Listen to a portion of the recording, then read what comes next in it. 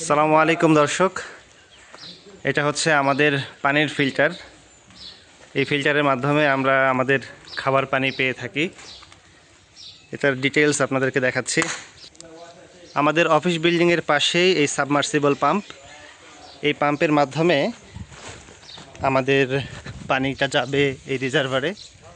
এটা হচ্ছে pre reservoir, ট্রিটমেন্টের আগে আমরা এই পানিটা ট্রিটমেন্ট করি, কারণ এই কুয়াকাটা অঞ্চলের পানিগুলো একটু খারাপ, কিছুটা লবণাক্ত এবং কালার হচ্ছে একদম লাল কালারের মতো। আচ্ছা, ফিল্টারের মেকানিজমটা আমরা বুঝে নিচ্ছি।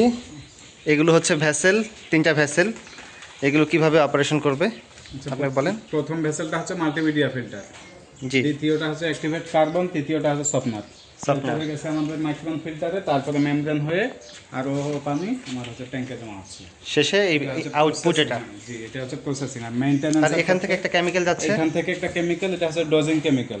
ডোজিং, এটা কি কি কেমিক্যাল ইউজ করা হয়? এটা হচ্ছে অ্যান্টি স্ক্লেন ডোজিং দেওয়া হয় মেমব্রেনটাকে প্রোটেক্ট করার জন্য। এটা দেখা যায় 100 লিটার পানির মধ্যে 1 লিটার কেমিক্যাল মিশাই। এটা হচ্ছে ঘন্টায় 100 লিটারের মধ্যে 1 লিটার। জি, তারপরে সেট করা আছে, এটা অটোমেটিক্যালি ওর মতো করে ডোজিং করবে। কেমিক্যালের বোতল আছে, ছবি আছে। আর এই মাইক্রোন ফিল্টারটা মাসে 1 থেকে 2 বার করে চেঞ্জ করা লাগতে পারে। পানির কোয়ালিটি মেইনটেনেন্সের উপর ডিপেন্ড করে। মাসে 1টাও লাগতে পারে, মাসে 2টাও লাগতে পারে। জি, এটা গেল এর হচ্ছে আর এখন আপনার বর্তমানে মেইনটেনেন্স কিভাবে করবে, ব্যাকওয়াশ সিস্টেম। জি, মানে সব সময় আমার মেশিন রানিং অবস্থায় ফিল্টার পজিশনে থাকবে, মানে এনে লেখা আছে আর কি, লেখা আছে। ফিল্টার পজিশনে দেওয়া থাকবে। যে সময় আমি ব্যাকওয়াশ করব সেই সময় আগে আমার ফিট পাম্প আরো পাম্প দুইটা সুইচে অফ করে নিয়ে ফিল্টার পজিশন থেকে প্রথম ভেসেল হেডটাকে ব্যাকওয়াশ পজিশনে দিতে হবে। জি, ব্যাকওয়াশ পজিশন দেওয়ার পরে শুধুমাত্র এই ফিট পাম্পটা চালাতে হবে ওয়াশ করার জন্য। এই সময় আরো পাম্প টোটালি বন্ধ থাকবে। আচ্ছা আচ্ছা।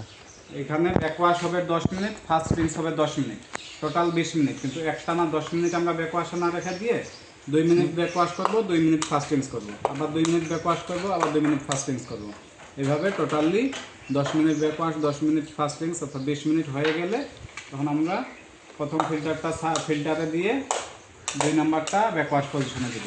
জি, 2 নাম্বারটাও সেম পজিশন, ওই সেম ক্যাটাগরিতে হবে। 10 মিনিট 10 মিনিট 10 মিনিট 10 মিনিট, কিন্তু একটানা না, 2 মিনিট 2 মিনিট 3 করে। মিনিট পর পর মনে করছে অপশনটা চেঞ্জ করে দিতে হবে। ব্যাকওয়াশ হলো, ফার্স্ট রিন্স হলো, ব্যাকওয়াশ হলো, ফার্স্ট রিন্স হলো।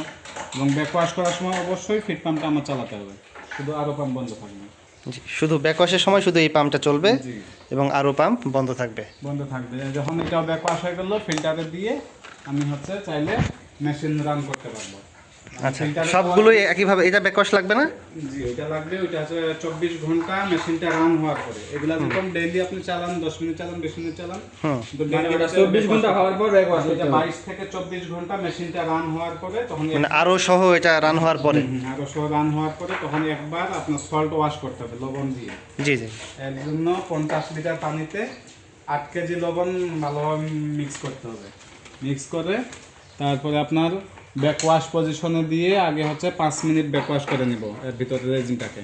জি, ব্যাকওয়াশ 5 মিনিট করার পরে তারপরে ওই যে ব্রাইন অ্যান্ড স্লোয়ার পজিশন আছে, ব্রাইন অ্যান্ড স্লোয়ার পজিশনে দিলে আমার হচ্ছে লবণ পানিটা টানবে। এবং এই যে আমাদের এখানে একটা লবণ পানির লাইন আছে, আমার পাইপটা আসে না, লবণটা ঢুকাবো কিভাবে?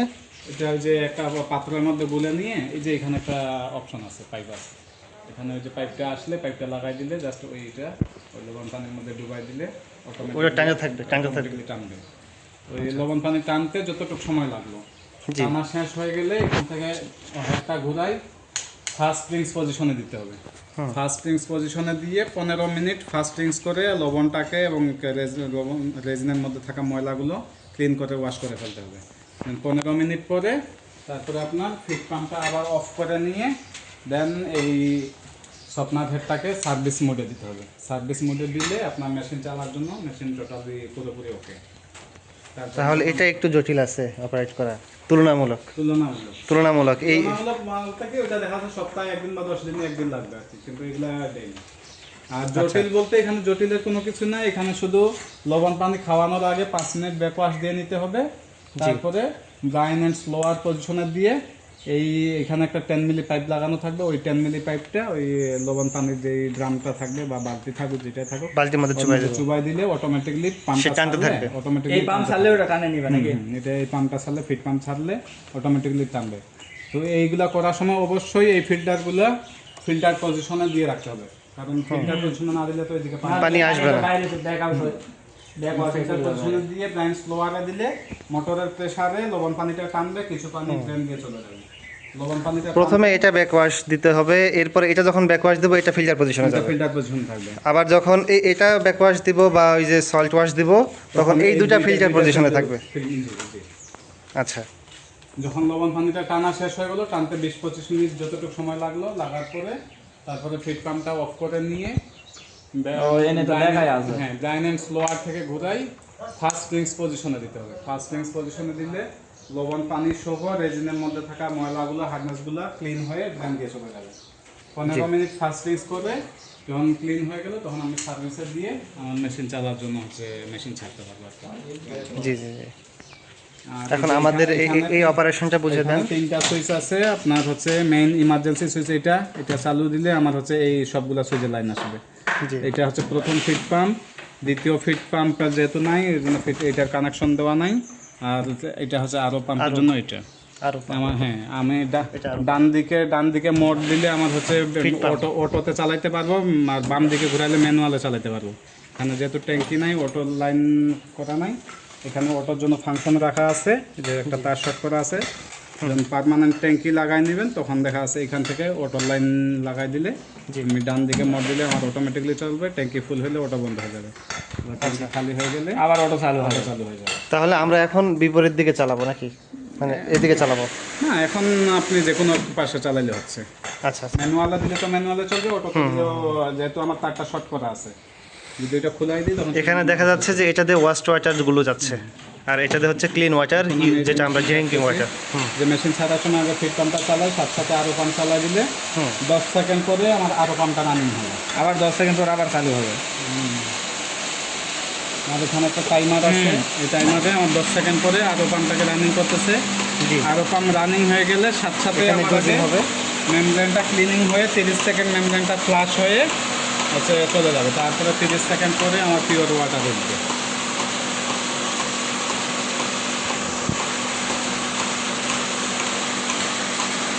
আমার এখনো ফ্লাশ হচ্ছে, ফ্লাশ বন্ধ হবে তখন আমার পারমিট ওয়াটার ওঠা শুরু হবে।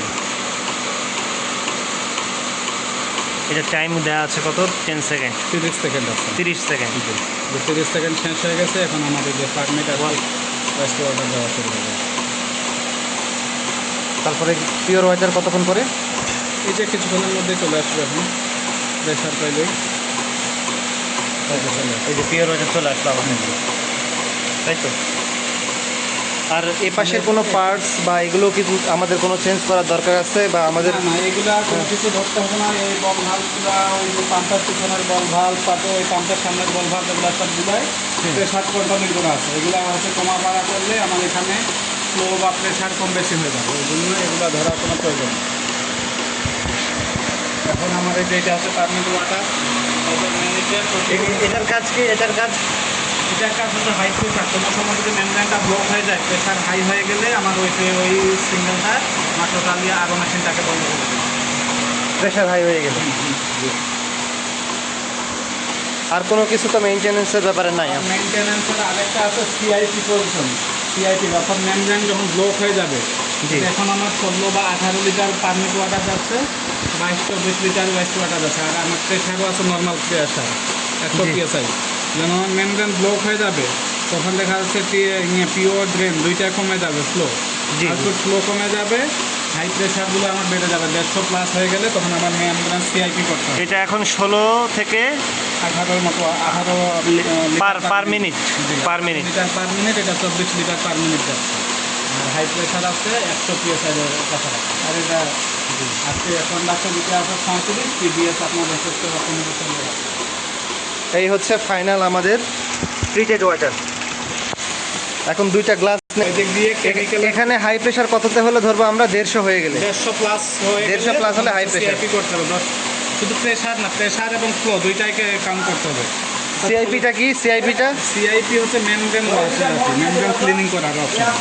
মেমব্রেনগুলো যখন ব্লক হয়ে যাবে, ব্লক হয়ে গেলে আউটপুট ফ্লোগুলো আমার কমে যাবে। ফ্লো কমে যাওয়া মানে প্রেশার হাই হয়ে যাওয়া, তখন আমার প্রেশারগুলো বেড়ে যাবে, ফ্লো কমে যাবে। জি জি জি। ওটাতে একটা রাখতে হবে, তো 10 লিটারের নিচে নামলে আর রং 150 PSI উপরে দিয়ে আমার হচ্ছে মেমব্রেনকে ক্লিনিং করতে হবে। মেমব্রেন ক্লিনিংয়ের জন্য অপশন রাখা আছে। ওটাকে পানি মোটরতে ঢুকে দিতে হবে না এমনি? নর্মালি আপনার ভাই সিআইপি কিভাবে করবো এবং সিআইপি কি বলেন তো? সিআইপি হলো মেমব্রেন যখন ব্লক হয়ে যাবে, মেমব্রেনটাকে ক্লিনিং করার জন্য আমাদের হচ্ছে কেমিক্যাল দিয়ে সিআইপি করা লাগে। জি। যখন আমার প্রোডাকশন এখন 16-17 আছে, তো যখন আমার 10 লিটারের নিচে নেমে যাবে আর হচ্ছে Pressure high normally হয়ে যাবে। এখন 100 PSI আছে, প্রেশার হাই হয়ে গেলে 150 PSI হয়ে গেলে আমার হচ্ছে সিআইপি করার প্রয়োজন। সেই সময় সিআইপির সময় আমার ফিড পাম্পের সাবজেক্ট বন্ধ রাখতে হবে, এবং ইন লাইনে আমার যে বল ভাল্ব আছে জি। ওই একটা ট্যাঙ্কি থেকে ইন লাইনে লাইন দিয়ে দিতে হবে। আর হচ্ছে ড্রেন লাইনটা আবার এখানে একটা বল ভাল্ব আছে আউটপুটে, ওই ড্রেন লাইনটা খুলে দিয়ে আবার ওই ট্যাঙ্কিতে ক্লিনিং ট্যাঙ্কিতে দেওয়া হবে। জি। এবং সিআইপি করার সময় এই ইনলেট সলোনেটটার জন্য না চালু হয়, এই ইনলেট সলোনেটকে বন্ধ করার জন্য আমার হচ্ছে রিলেটা খুলে দিতে হবে। আর ফ্লাশ হয়ে যেন আমার ওই কেমিক্যালের পানিটা বের হয়ে না যায়, যার জন্য টুইন টাইমার যেটা ফ্লাশ টাইমার আছে এটা খুলে দিলে আমার হচ্ছে ফ্লাশ বন্ধ হয়ে যাচ্ছে। এই দুইটা খুলে নিতে হবে। হ্যাঁ, এই দুইটা খুলে নিতে হবে। তো রিলে এবং টুইন টাইমার, ফ্লাশ টাইমার এটা খুলে নিয়ে আমার এই লাইন হচ্ছে ওপেন করে দিতে হবে, ড্রেনের এই লাইনটা ওপেন করে দিতে হবে। আর এই লাইনটা যেটা আমার হচ্ছে ফ্লো মিটার কন্ট্রোল করতেছে, এই লাইনটা ফুল ক্লোজ করে দিতে হবে। তাহলে হচ্ছে কি আমার ইনলেটের সলোনেট বন্ধ, আমার হচ্ছে বাইপাস যেই ইনলেট সেটা ওপেন হচ্ছে। এই দিক দিয়ে কেমিক্যালের ইনলেট ঢুকতেছে, আর ওইদিকে যেহেতু ফ্লাশ বন্ধ, আমার এই ড্রেনের বাইপাসটা ওপেন, আমার এই ফ্লোর বাইপাসটা ক্লোজ থাকলো। তাহলে আমার ওই ইনলেট ওইটা দিয়ে বাইপাস দিয়ে ঢুকতেছে, আমার বাইপাস দিয়ে আবার কেমিক্যালের ক্লিনিং পানিটা গিয়ে ট্যাঙ্কিতে জমা আছে। মানে এটা প্রেসার হাই হলে তখন ইমার্জেন্সি ইউজের জন্য এটা। হ্যাঁ হ্যাঁ, ইমার্জেন্সি কি এটা হচ্ছে ক্লিনিং করে করে চালাইতে হবে। যখন আমার হচ্ছে প্রোডাকশন কমে যাবে, ক্লিনিং করলে আবার অটোমেটিকলি হচ্ছে প্রোডাকশন বেড়ে যাবে। এবং এই জন্য আরো পাম্প শুধু চালাইলে নিয়মে আমার হচ্ছে এই বাল্বটা ক্লোজ করে দিতে হবে। সিআইপি হয়ে গেলে এটা বন্ধ করে দিতে CIP হবে। হয়ে গেলে এটাও ক্লোজ করে দিতে হবে, এটাও ক্লোজ করে দিতে হবে। আর এইটা এই যে ফ্লো মিটারের এটা সম্পূর্ণ আগে ওপেন করে নিতে হবে। জি। তারপরে আমার আবার এগুলো লাগাই দিতে হবে। ফ্লাশ টাইমারটা লাগাই দিতে হবে, তারপরে হচ্ছে আমার রিলেটাও লাগাই নিতে হবে। First timer delay. হ্যাঁ,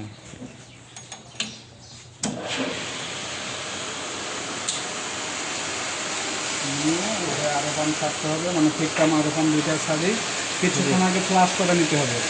যে আমি সিআইপি করছি, মেমব্রেনের ভিতর তো কেমিক্যাল ক্লিনিংগুলো আছে থাকতে পারে। নর্মালি ওয়াশ হচ্ছে যে এটা সম্পূর্ণ খোলা থাকলে আমার খোলা পানিটা ড্রেন দিয়ে ওয়েস্ট হয়ে রুমে চলে যাবে। এভাবে 4-5 মিনিট সম্পূর্ণ খোলা রেখে, মানে একবার পেশা দেওয়া হবে না, খোলা রাখতে হবে। যখন 5 মিনিট হয়ে যাবে, 5-6 মিনিট পরে কেমিক্যালটা ওয়াশ হয়ে বের হয়ে গেলে তখন এইটা আস্তে আস্তে করে ক্লোজ করতে হবে। এখানে ফ্লো আর প্রেশার দেখতে হবে। এই দুইটা দেখতে হবে, তখন খেয়াল রাখতে হবে। সিআইপির পরে আমরা এটা সম্পূর্ণ ওপেন করে দিতাম। ওপেন করে দিয়ে কিছুক্ষণ 5 মিনিট ফ্লাশ করে তারপরে আস্তে আস্তে করে এটা ক্লোজ করতে হবে, প্রেশারটাকে কন্ট্রোল করার জন্য, ফ্লোটাকে কন্ট্রোল করার জন্য। তারপর এখানে খেয়াল রাখতে হবে প্রেশার এবং প্রেশার এবং ফ্লো খেয়াল রেখে এটা কন্ট্রোলে নিয়ে আসতে হবে।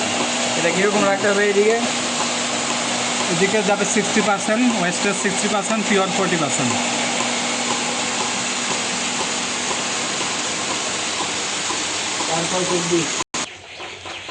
এখন আমরা দেখি যে আমাদের আগের পানি এবং পরের পানি কীরকম। এই যে এটা হচ্ছে আগের পানি, কুয়াকাটা অঞ্চলের চিরাচরিত পানি নাকি, এটা খেয়েই ভাইরা জীবন কাটাচ্ছেন। হ্যাঁ, এই পানি। আর এটা হচ্ছে মিনারেল ওয়াটার। মিনারেল বলতে আমাদের একেবারে আরও করা, রিভার্স অসমোসিস করা। এটা হচ্ছে ট্রিটমেন্টের পরে ধরেন, আর এটা হচ্ছে ট্রিটমেন্টের আগে লাল চা। লাল চাকে আমরা সাদা চা বানাইছি আগে। সাদা চা বানাই ফেললাম।